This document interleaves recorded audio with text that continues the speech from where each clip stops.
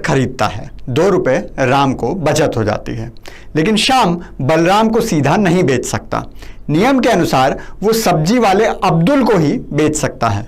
अब्दुल उससे 3 रुपए किलो के भाव टमाटर खरीदता है और बलराम को 6 रुपए में बेचता है।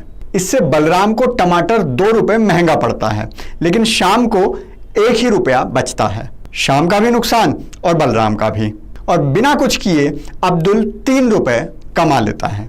किसानों से जुड़े केंद्र सरकार के बिल बस इतना कर रहे हैं कि अब्दुल को बीच में से हटा रहे हैं, और यही कारण है कि अब्दुल की सारी नाजायज औलादें इस बिल का विरोध कर रही हैं।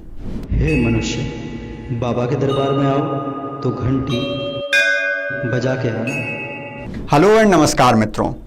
राम, श्याम और बलराम का उदाहरण अगर समझ नहीं आया तो वापस जाकर एक बार फिर से सुन लीजिए, क्योंकि आसान भाषा में कृषि सुधार बिल यही है। हमारी जनता को समझ आ जाए इसलिए कहानी बनाकर सुनाना पड़ रहा है। वो हमारी जनता बहुत भोली है ना, कुछ भी अफवाह उड़ा दो यकीन करने लग जाती है और निकल पड़ती है सड़कों पर झंडा लेकर। और उनको डराने का काम इस कदर किया जा रहा है कि जैसे सरकार उनकी भैंस खोलकर ले जा रही हो। कृषि सुधार बिल ऐसी बहुत सी चीजें करने जा रहा है जिससे न केवल किसानों का फायदा होगा, बल्कि कृषि निवेश, कृषि आधारित उद्योग और ग्रामीण अर्थव्यवस्था को ताकत मिलेगी।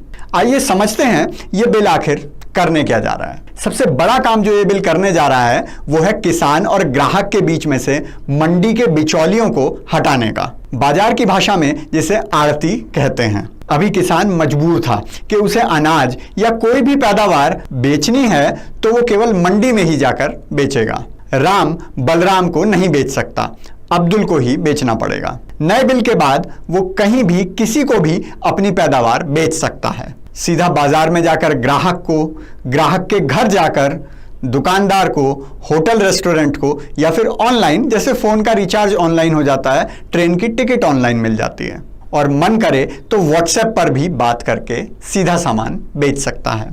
अब इसमें विपक्षी पार्टियों द्वारा जो सबसे बड़ा डर दिखाया जा रहा है वो है न्यूनतम समर्थन मूल्य यानी एमएसपी का। हिंदी में बोलें तो मिनिमम सपोर्ट प्राइस।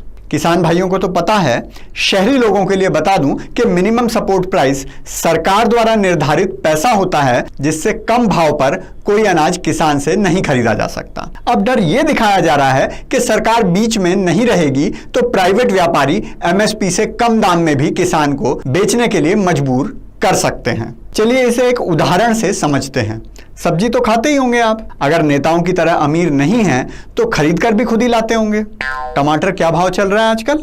80 रुपए किलो। 70 रुपए के भाव वो वाला मिलता है जिसमें सारे टमाटर घुमा घुमा कर देखने पड़ते हैं कि कहीं से पिचका हुआ तो नहीं है, कहीं से फूटा हुआ तो नहीं है। और साल भर में सस्ते से सस्ता भी टमाटर क्या भाव मिलता है? चलो 20 रुपए किलो मान लो, और अगर किसी के यहाँ इससे भी सस्ता हो तो 50 किलो मेरे घर भिजवा देना। आप जानते हैं किसान को इसका एमएसपी यानी मूल्य कितना मिलता है? 400 रुपए क्विंटल, यानी 4 रुपए किलो। 4 रुपए किसान को मिला, 4 रुपए समझो सब्जी वाले ने कमाया, 2 रुपए लाने ले जाने की लागत, बाकी के 10 रुपए किसकी जेब में गए? बिचौलिए की जेब में, आड़ती की जेब में, अब्दुल की जेब में। और जब 80 रुपए टमाटर बिकता है तो भी राम को 4 ही रुपए मिलते हैं क्योंकि एमएसपी है। 80 में से 60 रुपए अब्दुल कमा जाता है। राम को अगर आजादी हो कि वो बलराम को 40 के भाव टमाटर बेच सकता है तो राम को 36 रुपए ज्यादा मिल जाएंगे, तो राम 36 रुपए ज्यादा कमा सकता है और बलराम को भी 40 रुपए की बचत हो जाएगी। लेकिन अब्दुल को यह पसंद नहीं, इसलिए वो विरोध कर रहा है और झूठ बोल बोल कर रहा है। सबसे एक मजे की बात तो यह है कि यह झूठ भी फैलाया जा रहा है कि एमएसपी को खत्म कर दिया जाएगा, जो कि बिल्कुल गलत है। एमएसपी रहेगी और सरकार ही उसे निर्धारित भी करेगी और सरकार फसल भी खरीदेगी। उस पर चमचे कह रहे हैं कि व्यापारी सरकार से अपनी मनमर्जी का एमएसपी रखवा सकते हैं। अबे चंपुओं, वो तो अब भी करवा रहे हैं। अब कोई बिचौलियों को रोक रहा है क्या? जाकर देखो कितनी बड़ी बड़ी कोठियां बना रखी हैं उन्होंने किसानों के खून पसीने के पैसे से। इतना पैसा तो व्यापारियों के पास भी नहीं मिलता। साथ ही और भी बहुत सी काम की चीजें इस विधेयक में आने वाली हैं। आवश्यक वस्तु अधिनियम, हिंदी में बोलें तो एसेंशियल कमोडिटी में भी बदलाव किया गया है। अनाज, दालें, खाने का तेल, आलू, प्याज, ये सब अब आवश्यक वस्तुओं की श्रेणी में नहीं रहेंगी। तो कोई चाहे तो इन्हें स्टोर भी कर सकता है। दूसरा बिल जो है मूल्य आश्वासन और कृषि सेवा समझौता, उसमें यह है कि कोई किसान किसी खरीदार से पहले ही समझौता कर लेगा, कॉन्ट्रैक्ट कर लेगा, जैसे कि वो अगले साल इतनी सरसों उगाएगा, उसका भाव इतना होगा, इतना प्याज बेचेगा, उसका भाव ये होगा, चाहे बाजार में प्याज 5 रुपए किलो बिके या 70 रुपए किलो। इससे वो डर खत्म हो जाएगा कि कल अगर प्याज का भाव 5 रुपए किलो हो गया तो मेरी लागत कैसे निकलेगी। मैं इस बात पर नहीं जा रहा कि कौन सी पार्टी क्या कह रही है, क्योंकि यह विषय राजनीति से बहुत ऊपर है। ना ही मैं मोदी का समर्थन कर रहा हूं, ना बचाव। इसमें राजनीति नहीं होनी चाहिए और किसानों तक सच पहुंचना चाहिए। लेकिन हां, इस समय में किसानों में जहर कौन कौन घोल रहा है, उन सब के नाम याद रखना बहुत जरूरी है। चाहे वो कांग्रेस पार्टी हो, अकाली दल हो, केजरीवाल हो या भारतीय किसान यूनियन ही क्यों ना हो। यह सोचने की भूल मत करना कि सड़क पर किसान निकला हुआ है, रेल किसान रोक रहा है। वो तो अपने खेत में फावड़ा चला रहा है और इसी फावड़े से वो मोदी जी के साथ मिलकर बिचौलियों को मंडी से बाहर निकाल देगा। बाबा का आज का ब्रह्म ज्ञान है किसान यूनियन वालों के नाम। देश का किसान ना तो भिखारी है और ना बेवकूफ। आज तक किसी सरकार में इतनी हिम्मत नहीं हुई कि बिचौलियों को हटा सके, नहीं तो उसे इतना विश्वास है कि जो फसल वो उगाता है उसे बेच भी सकता है और उसे सरकार से फ्री का पैसा भी नहीं चाहिए।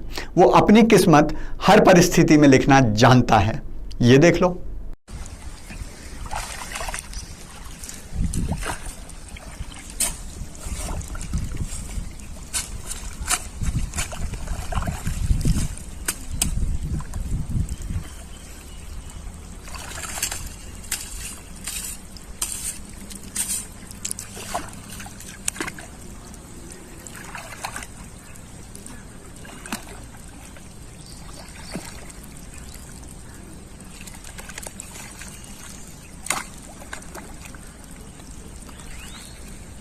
अगर आप भी किसानों को अपनी मर्जी से बेचने की आजादी देना चाहते हैं तो कृपया लाइक, शेयर, कमेंट और सब्सक्राइब जरूर करें, क्योंकि खुशियां बांटने से बढ़ती हैं।